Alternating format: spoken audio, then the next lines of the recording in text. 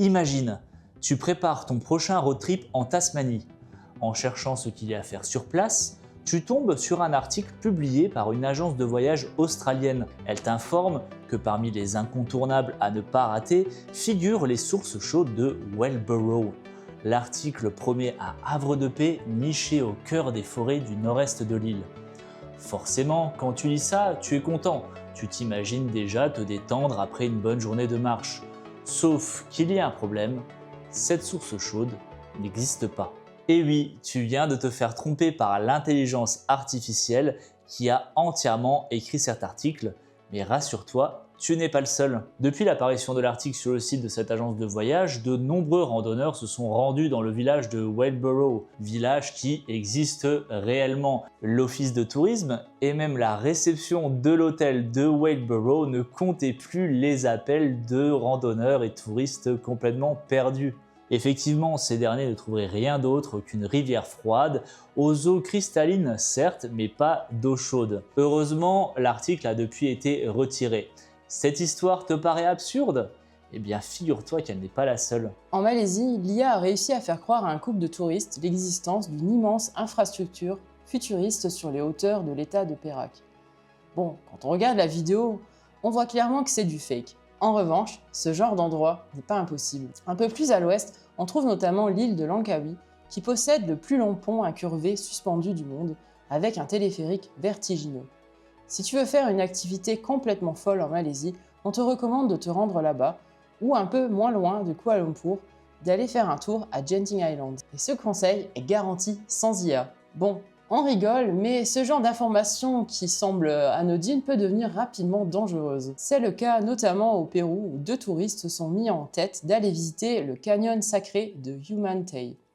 ChatGPT avait mélangé le nom de plusieurs sites bien réels pour inventer une destination fictive avec une description si convaincante que les voyageurs n'ont pas douté une seule seconde. Par chance, ils ont eu la brillante idée de demander des renseignements à un guide local qui a pu leur confirmer que tout cela était faux.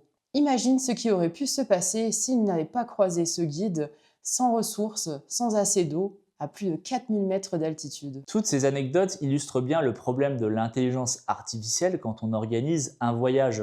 Parce que ce n'est pas juste une question de mauvaise information. Là, l'IA a inventé un lieu complètement imaginaire qui est capable de tromper des voyageurs aguerris. Alors imagine un peu quand c'est des personnes qui n'ont jamais eu ou peu d'expérience dans le voyage. Aujourd'hui, un Français sur 3 utilise l'intelligence artificielle pour préparer ses vacances. Chez les moins de 35 ans, ils sont même près de 90% et avoir déjà eu recours au moins une fois. Et on comprend la tendance. C'est vrai que ChatGPT est de plus en plus performant. En quelques secondes, il est capable de construire un itinéraire cohérent, complet, de proposer une liste d'hôtels, une liste d'activités et même adapter le voyage à ton budget. Tout ça avec des illustrations tellement classe que ça donne envie de les partager sur les réseaux sociaux. C'est plus rapide qu'un modèle fait sur Canva. Bref, ChatGPT, c'est le conseiller voyage gratuit. Tout le monde peut l'utiliser puisqu'avec l'application, on peut même le faire directement depuis son téléphone. Une impression de facilité qui se révèle en réalité un sacré piège. Salut, c'est Yann. Moi, c'est Joyce, et tu regardes la chaîne des voyageurs cinéphiles. Et ensemble, on va essayer de répondre à la question suivante. Faut-il vraiment laisser l'intelligence artificielle organiser entièrement nos voyages ? Le premier problème avec l'IA, c'est le même qu'il y a 20 ans avec Wikipédia. Elle nous fait perdre le réflexe de vérifier les sources. Sauf qu'à la différence, Wikipédia, on sait d'où proviennent les sources, alors qu'avec l'IA, on ne sait pas d'où provient l'information. La vraie question, c'est si on aura toujours le réflexe de vérifier ses sources. Et pourtant, c'est essentiel. C'est ce qui nous permet d'éviter des erreurs de parcours. Prenons notre propre exemple. Quand on était à Pékin, en octobre 2025, durant les festivités de la mi-automne, on cherchait des événements à voir sur place. Par flemme, on s'est amusé à interroger ChatGPT. Il nous a proposé de nous rendre dans un parc en particulier pour assister à des illuminations. On était assez hypés, jusqu'à ce qu'on se mette à chercher des détails sur Google. Et là, on s'est rendu compte que l'événement datait de l'année précédente. Il n'avait tout simplement pas été reconduit. Moralité, si on avait utilisé Google directement, on aurait eu tout de suite la bonne réponse et surtout une réponse datée. Google reste à nos yeux le meilleur des outils parce qu'il ne donne pas seulement une réponse avec des sources et des dates, il t'ouvre aussi des perspectives. Par exemple, si tu tapes itinéraire Chine un mois dans Google, tu vas tomber sur une multitude de sources et chacune d'elles va enrichir ton voyage. Les articles de blog vont te faire découvrir des destinations ou des activités auxquelles tu n'aurais jamais pensé. Les vidéos vont te permettre de mettre des images sur ces lieux, de t'inspirer et surtout, comme sur les forums de voyageurs, tu peux souvent contacter directement le créateur pour lui poser des questions. Comme avec nous, écrivez-nous un message et on vous répond avec grand plaisir. On utilise aussi énormément Google Maps pour enregistrer les endroits qu'on veut visiter, visualiser notre parcours et vérifier qu'ils sont facilement accessibles et toujours ouverts surtout. Et les commentaires des visiteurs, c'est une véritable mine d'or. Reddit est aussi une excellente ressource pour des recherches beaucoup plus précises. Par exemple, j'aime bien l'utiliser pour savoir si une ville possède des boutiques vintage ou des salles d'arcade. C'est fou, il y a quasiment toujours quelqu'un qui a déjà posé la question et presque toujours quelqu'un d'autre qui a répondu. Je pense qu'on devrait réellement remettre l'expérience humaine au centre de nos recherches. Ce qu'un humain nous transmet, ce n'est pas seulement une information, c'est un point de vue, une expérience avec ses réussites, ses erreurs, ses déceptions et ses imprévus. Et c'est en comparant cette expérience à nos propres attentes qu'on peut savoir si une destination ou une activité nous correspond vraiment. Même si chaque expérience reste individuelle, c'est toujours mieux qu'un avis artificiel qui se contente de faire une moyenne à partir de plusieurs avis. Prenons un exemple simple, ChatGPT te parle d'un château que tu devrais absolument visiter. À côté de ça, il y a cet autre créateur de contenu qui a visité ce même château, qui va te dire dans sa vidéo qu'il a mis énormément de temps pour y aller, que c'était pas forcément, que ça valait pas forcément le coup selon lui bien sûr, et surtout que si t'es que 3 jours sur place, tu peux faire d'autres activités beaucoup plus proches. Chaque source raconte une expérience différente et c'est justement cette accumulation d'expériences qui va construire ton voyage, un voyage vraiment fait sur mesure. Et surtout, ça te permet de maîtriser tous les aspects de ton séjour et de ne pas te retrouver dans une situation inconfortable le jour du départ. Parce qu'au final, tu sais vraiment dans quoi tu t'embarques. D'ailleurs, une étude menée auprès de plus de 10 000 personnes montre que lorsqu'on utilise une intelligence artificielle comme ChatGPT pour se renseigner sur un sujet, on développe en moyenne une compréhension plus superficielle que lorsqu'on fait une recherche classique sur Internet. Pas parce que l'IA donne forcément de mauvaises informations, mais parce qu'elle fait à notre place tout le travail de comparaison et de synthèse des sources. Organiser un voyage, c'est surtout mener une véritable enquête. Prenons un exemple tout simple. Tu veux partir 5 jours à Prague. Tu commences par taper « Que faire à Prague ?» Tu tombes sur un article qui parle du quartier juif. En lisant l'article, tu découvres la légende du golem. Tu te renseignes sur cette légende et tu tombes sur les ruelles de Josefov. Puis sur une vidéo YouTube, quelqu'un te parle d'un magnifique café Art Nouveau à 2 rues de là. Finalement, tu modifies complètement ton itinéraire. Tu n'avais jamais prévu de visiter ce quartier et pourtant, c'est peut-être lui qui deviendra ton meilleur souvenir. Et c'est ça, préparer un voyage. Avec ChatGPT, c'est complètement différent. Tu lui demandes « Construis-moi un itinéraire de 5 jours à Prague ».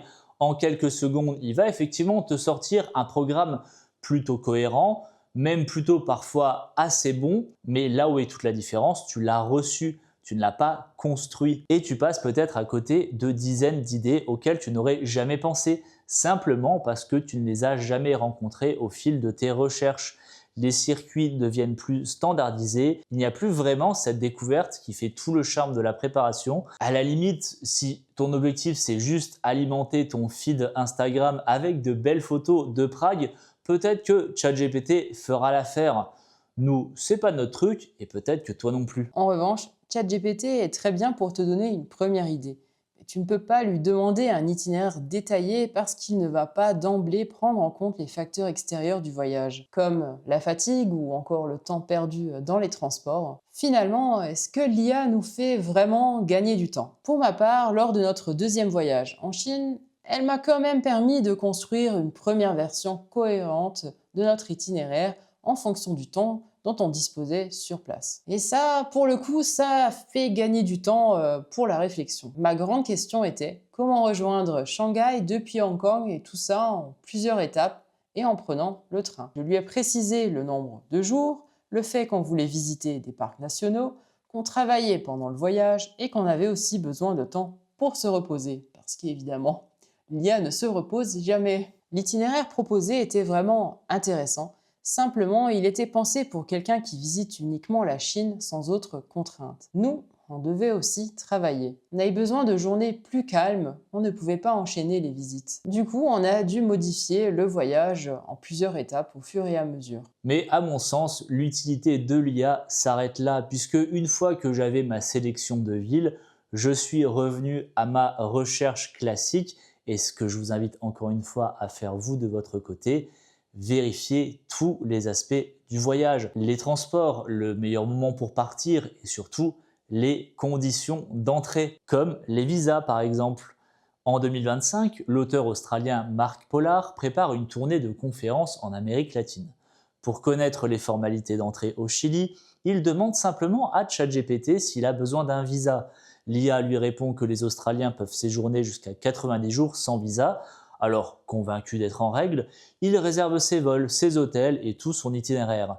Mais lors de son escale à Mexico, la compagnie aérienne lui refuse l'embarquement. Depuis septembre 2025, en effet, les Australiens doivent obtenir un visa à l'avance auprès de l'ambassade chilienne, une procédure qui peut prendre une vingtaine de jours. Son voyage est complètement bouleversé et il finit par partir en Argentine. L'information donnée par ChatGPT n'était pas inventée, elle était simplement obsolète. C'est pour ça qu'on utilise toujours France Diplomatie. Au moins, les informations sont à jour et si c'est pas à jour sur France Diplomatie, on se rend sur le site officiel de l'ambassade du pays qu'on veut visiter. Et puis, il y a un autre aspect qu'on oublie souvent. Préparer son voyage, c'est déjà voyager. Pour nous, les recherches ne sont pas uniquement une corvée qu'une intelligence artificielle devrait faire disparaître. Bien au contraire, c'est souvent à ce moment-là que le voyage commence vraiment. Quand on cherche une destination, on fait des recherches sur la culture, la géographie, l'histoire. On comprend pourquoi certaines régions sont très différentes les unes des autres, on repère les distances, on apprend le nom des villes, on commence à visualiser notre parcours et à imaginer ce qu'on va vivre sur place. Ce qu'on dit, c'est très personnel parce que nous, quand on prépare un voyage, on prépare pas seulement l'itinéraire, on prépare aussi des vidéos qu'on va tourner. Donc on va faire encore plus de recherches que d'autres personnes probablement. Utiliser l'IA, pourquoi pas si c'est pour ouvrir des pistes. Mais nous, on n'a pas envie que ça supprime complètement la phase de préparation. Parce qu'à force de vouloir gagner du temps, on finit par perdre un peu ce plaisir de se projeter dans le voyage, tu ne crois pas? Au fond, est-ce qu'on a vraiment besoin de l'intelligence artificielle pour organiser nos voyages? Parce qu'avant son arrivée, on s'en sortait déjà très bien. On avait des guides de voyage, des livres de voyage, des magazines, des moteurs de recherche, les réseaux sociaux, YouTube et bien sûr les sites des offices de tourisme. Sans compter les autres outils, mais ça on t'en parlera dans une autre vidéo. Toutes ces bases de données accumulées pendant des décennies seraient devenues, en seulement 2 ans, obsolètes. Ce n'est pas qu'on est contre le progrès.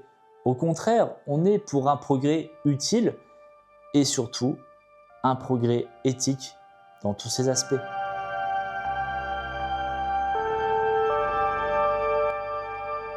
Et puis au fait, ça ne te fait pas peur qu'un jour, tes voyages seront complètement pilotés par l'intelligence artificielle? Parce que c'est ce qui risque d'arriver. Le métier d'agent de voyage est déjà concerné par cette évolution. Si tu es un travel planner, dis-nous dans les commentaires si ton activité a déjà été impactée par l'IA. Pour ceux qui ne savent pas ce que c'est, un travel planner, c'est une personne qui a énormément voyagé, qui a l'expérience qu'il faut et qui parfois vit dans le pays dans lequel tu veux voyager. Il se charge de faire toutes les recherches à ta place, créer un itinéraire sur mesure et t'envoie les bons liens de réservation. Contrairement à ChatGPT, on parle ici d'un humain. Quelqu'un qui a de l'expérience, qui vérifie ses sources et qui prend le temps de construire un voyage adapté. Sauf que demain, l'IA pourrait parfaitement se charger de comparer les vols, réserver les hôtels, acheter les billets de train, organiser les transferts. Bref, devenir une véritable agence de voyage virtuelle. D'ailleurs, c'est une évolution que certains professionnels du tourisme anticipent déjà. Beaucoup estiment que les agences les plus généralistes pourraient être les premières à être bousculées par ces nouveaux outils capables d'automatiser une grande partie de la préparation d'un séjour. Rends-toi compte, l'IA pourrait bien faire disparaître un métier qui est vieux de 2 siècles. En France, c'est un licenciement de 30 000 salariés. Et si tu ne vois pas le problème pour toi, imagine un instant, tu demandes à l'IA « Trouve-moi le site le moins cher pour réserver mon avion ». Elle te renvoie directement vers un lien. Tu lui fais confiance. Après tout, c'est elle qui l'a sélectionné. Tu réserves ton vol, tu renseignes ton nom, ton numéro de passeport, tes coordonnées bancaires. Et le jour du départ, tu découvres que tes billets n'ont aucune validité. Le site était une copie parfaitement imitée d'un vrai site de réservation. Tu viens non seulement de perdre ton argent, mais aussi de donner toutes tes données personnelles à des pirates. Alors attention, c'est bien sûr un scénario hypothétique, mais à partir du moment où l'intelligence artificielle commence à sélectionner des liens à notre place, qui sera là pour vérifier s'il s'agit du bon lien? Quand je travaillais en agence de voyage, mon métier ne consistait pas seulement à trouver le meilleur prix, même si c'est souvent ce qu'on me demandait, mais c'était de m'assurer que les clients aillent dans un hôtel qui existe. Et pour ça, c'était très simple, puisque l'agence travaille avec des tours opérateurs. C'est des relations de confiance, on n'envoie pas les touristes dans des hôtels qui n'existent pas. En somme, l'IA est là pour nous aider, mais elle ne remplacera jamais l'expérience humaine. Et puis, est-ce que tu as vraiment envie que tes voyages soient standardisés? Déjà qu'à cause des réseaux sociaux, tout le monde va au même endroit, c'est à se demander si l'IA n'est pas en train justement d'ajouter une couche supplémentaire au surtourisme et à tous les problèmes que ça comporte. On a cité ChatGPT parce que c'est l'IA la plus populaire et qu'elle est gratuite. Mais il existe plein d'autres intelligences artificielles spécialement dédiées à l'organisation du voyage. En revanche, celles-ci sont payantes. Si tu en as déjà testé une, on aimerait bien avoir ton retour d'expérience en commentaire. Voilà, c'était la première vidéo de ce nouveau format. J'espère que ça t'a plu. Dis-nous dans les commentaires ton avis à propos de l'IA, si tu l'utilises pour organiser ton voyage, si tu connais quelqu'un. Voilà, dis-nous tout dans les commentaires. Partage aussi la vidéo, comme ça un maximum de personnes pourront participer au débat. N'oublie pas de liker la vidéo, c'est très important pour qu'elle remonte dans l'algorithme. Et en attendant, on te dit à bientôt pour de nouvelles découvertes.